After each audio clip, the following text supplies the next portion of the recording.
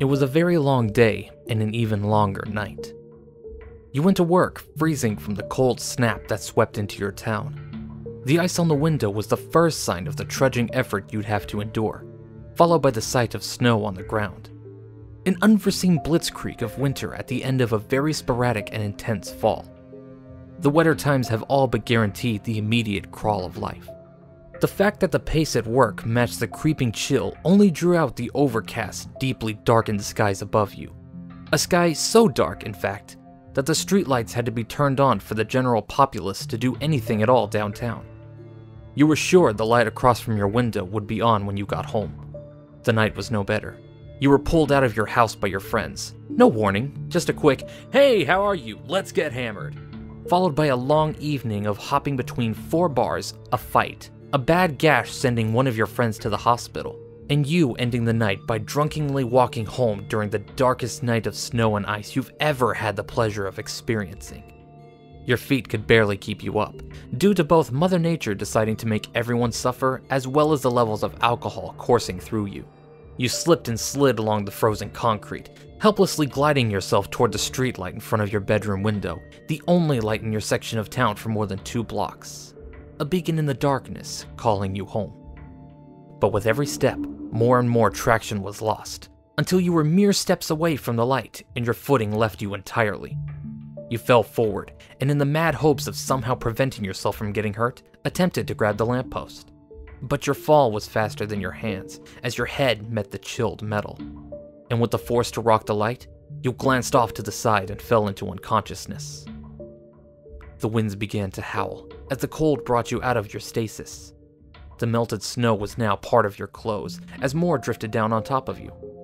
With an effort to undo resistance, you brought yourself up from beside the light and hazily made your way inside. The pain in your head, the chill of the night, the damp clothes you were wearing, and the unforeseen length of time the day brought to you is now too much, and you quickly make your way to your room. You strip your clothes to the point nearing indecency, as you stumble through your dark house to your room, thankful of the blackout curtains you bought to prevent the light from the outside disturbing you. A notoriously light sleeper, insomnia was something you were all too aware of. Any slight disturbance and you were wide awake. That's not to say you couldn't fall back asleep, but it is far too easy for you to wake, and the lamppost did not help matters. You wobble through the bedroom door, drowsiness and pain dulling your movements. You can feel your legs tipping from one side to the next, and you struggle to keep moving forward. You know this room like the back of your hand, yet you are thoroughly surprised when you feel your leg bang into the side of the bed. Shocked, you yelp as you fall forward, thankful that you finally found your bed, but not in the manner you wished. You rub your shin as you throw yourself entirely onto the mattress and tightly huddle under the blankets. You begin to warm up, and the shivering sensation begins to ease and finally fade, and you begin to fall into sleep. A heavy, steady sound by your window pulls you out of your sleep, muffled and very loud. You can make out the sound of someone breathing, close and possibly very large.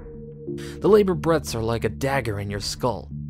In a moment of respite from the cold and pain you were currently feeling, whoever was outside your window was disturbing you. A burglar, you think to yourself, or some homeless person looking for a place to squat for the night.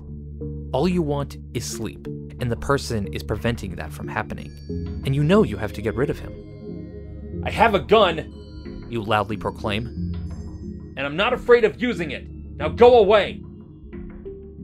The breathing quickly stops, and you're sure that whoever was there is gone, so you close your eyes and fall back to sleep. The sound of heavy, muffled breathing pulls you back from your sleep. You can feel your temples throb as the frustration begins to mount. The entire day is taking its toll on you, and all you crave is sleep. You shuffle on your bed, attempting to block the noise from disturbing you further. You toss and turn, you cover your head with blankets, the pillows, your hands, but the loud breaths continue. You become more adamant in your goal of sleep. "Get lost! I need to fucking sleep, and I don't want you in here! Now go before I shoot your fucking ass!" you scream. Like before, the breathing quickly stops, and your anger begins to subside. You feel the cold on your face, and you quickly become comfortable, and fall quickly into slumber. You're just happy to finally get some peace and quiet. The sound of the wind wakes you, strong and loud across the roof. You finally begin to lose your temper, growling in obvious contempt. And you know you won't get sleep tonight. You curse your luck and wish the night would just end. Then you hear it. The sound of someone breathing, muffled and heavy. You flip yourself over, prepared to scream at the person who keeps leering at you through your curtain and disturbing your sleep for the last time.